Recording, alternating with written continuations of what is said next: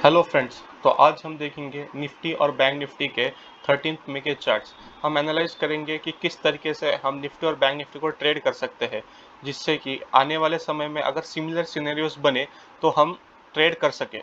तो मुझे लगता है कि हमेशा रिट्रोस्पेक्शन में एनालिसिस, पोस्ट मार्केट एनालिसिस करना बहुत ज़रूरी होता है और आज हम वही करने वाले हैं। तो सबसे पहले मैंने ओपन करके रखा है निफ्टी का चार्ट।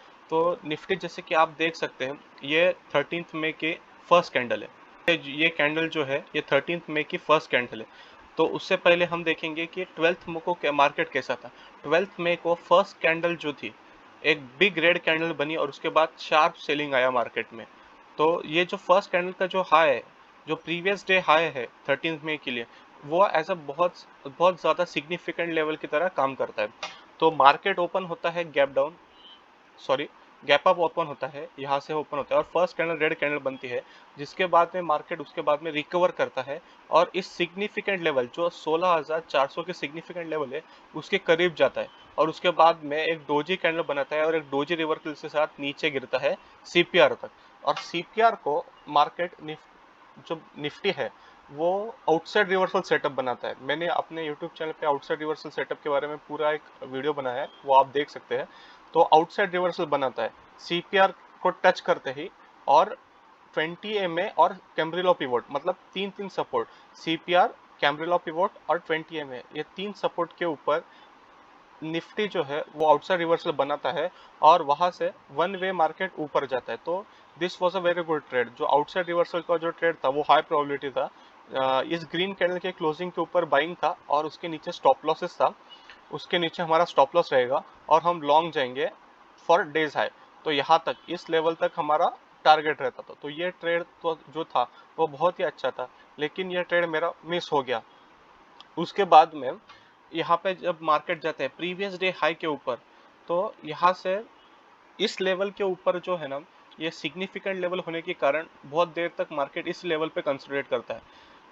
नॉर्मली मैं इस लेवल पे शॉर्ट करना पसंद करता हूँ और इसके ऊपर स्टॉप लॉस रखता हूँ। तो मैंने ऐसा रखा था, लेकिन मेरा स्टॉप लॉस हिट हो गया। ऊपर जाता है तो तब मेरा स्टॉप लॉस हिट हो गया। और उसके बाद इस कैंडल में मैं लॉन्ग गया, लेकिन उसमें भी मेरा स्टॉप लॉस हिट हो गया। तो मेरा फ्राइडे में दोनों स्टॉप लॉस हिट हो गए। लेकिन जो ट्रेड था वो ऐसा ही होता है कि इस जो सिग्निफिकेंट लेवल के ऊपर जब मार्केट आता है, जिस जिस लेवल से एक शार्प सेलिंग आ चुकी है, जब भी मार्केट उस लेवल के ऊपर जाता है, उस लेवल को टेस्ट करता है, तो फर्स्ट टाइम जो है ना वो वहां से फिर से शार्प सेलिंग आ सकती है। क्योंकि जिन लोगों ने यहाँ पे सेलिंग करके रखा है वो मार्केट को ऊपर जाने नहीं देते और वो चाहते हैं कि मार्केट फिर से नीचे जाए। तो मार्केट जब ट्राई करता है ऊपर जाने को, फिर से उन्होंने मार्केट को धीरे धीरे से नीचे पुश करना स्टार्ट कर दिया और यहाँ से फिर से एक सेलिंग आ गई। तो फर्स्ट टाइम जो है ना, यहाँ पे जो है ये एम बन गया। ये जो एम है ना, तो पिछले कुछ दिनों से मार्केट में जो सेलिंग आ रही है वो इसी टाइप में आ रही है। जब भी 2 बजे या 1 बजे मार्केट में एम फॉर्मेशन होता है, अगर मार्केट गैप अप हो जाए और उसके बाद में 2 बजे या 1 बजे 1:30 को अगर एम बन जाए ना, तो जिस भी टाइम को वो एम की स्विंग को क्रॉस करेगा तो एक बहुत बड़ा फॉल मिल जाता है। तो मैं आपको फिर से समझाता हूँ कि अगर मार्केट गैप अप हो गया और उसके बाद में 1 बजे या 2 बजे एम बनाता है एम, तो जिस टाइम को भी मार्केट इस स्विंग को क्रॉस करता है तो यहाँ से बहुत बड़ा एक फॉल आ जाता है।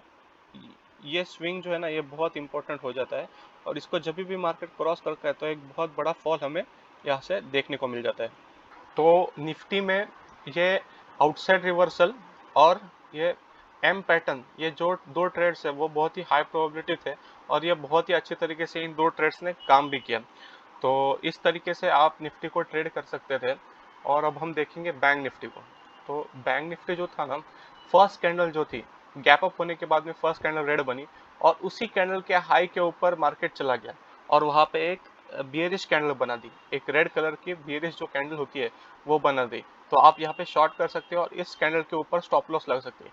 इस ट्रेड के पीछे का लॉजिक क्या है कि जब भी पहली कैंडल रेड बनती है गैप अप के बाद में, तो बहुत सारे लोगों ने उस कैंडल के फॉर्मेशन के वक्त ही शॉर्ट किया होता है।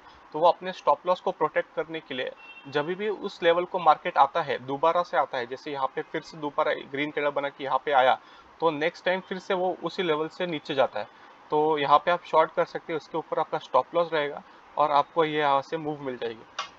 हमने देखा कि निफ्टी में जैसे आउटसाइड रिवर्सल बना था, वैसा ही आउटसाइड रिवर्सल सीपीआर के अंदर बैंक निफ्टी में बना, लेकिन ये ट्रेड सही नहीं है क्योंकि इसके ऊपर ही सीपीआर है।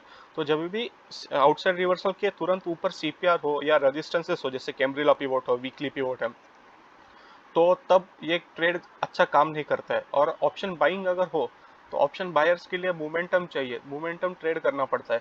तो इसी वजह से जब भी सीपीआर ऊपर हो तो ये बिल्कुल भी ट्रेड लेना नहीं चाहिए, क्योंकि आपको मोमेंटम नहीं मिलेगा। मार्केट कंसोलिडेट करता है, साइडवेज रहता है, या ऊपर जाता भी है तो भी वो बहुत ज़्यादा कंसोलिडेट करके ऊपर जाता है, तो आपको उसमें से ऑप्शन बाइंग में फ़ायदा नहीं मिलता है। तो आपने कभी भी ट्रेड लेते समय ये देखना है कि ऊपर कोई मेजर रेजिस्टेंस ना हो, जैसे कि सीपीआर हो। अगर वैसा रेजिस्टेंस रहा तो आउटसाइड रिवर्सल सही से काम नहीं करता है। तो ये ट्रेड हम नहीं लेना चाहिए। एक ट्रेड जो एक ले सकते हैं वो ये है, यहाँ पे शॉर्ट करके इस बियरिश कैंडल के क्लोजिंग के शॉर्ट करके इसके ऊपर हम स्टॉप लॉस लगा देंगे, तो ये एक ट्रेड है। और दूसरा ट्रेड जो है, यहाँ पे जो आउटसाइड रिवर्सल है, फिर से ये जो डेज हाई, मतलब ये जो इनिशियल बैलेंस है, इनिशियल बैलेंस मतलब जो रेंज बनाता है मार्केट 11 बजे तक, 10:30 से 11 बजे तक जो भी रेंज मार्केट का बनता है, उसका जो हाई और लो होता है उसको इनिशियल बैलेंस कहते हैं, उस रेंज को इनिशियल बैलेंस करते हैं। तो इनिशियल बैलेंस पे जब मार्केट आ गया, वहां पे मार्केट ने फिर से एक आउटसाइड रिवर्सल बना दिया। ये आउटसाइड रिवर्सल एकदम अच्छा नहीं है, एकदम सही से नहीं बना है, लेकिन फिर भी हम इसे कंसिडर कर सकते हैं, क्योंकि इसमें हमारा स्टॉप लॉस बहुत छोटा होता है और जो हमारा टारगेट होता है वो बहुत बड़ा हो जाता है, तो हम ये कंसिडर कर सकते हैं। तो अभी आप कहेंगे कि हमने मॉर्निंग के सेशन में आउटसाइड रिवर्सल बना था, लेकिन सीपीआर ऊपर था तो हमने ट्रेड नहीं लिया।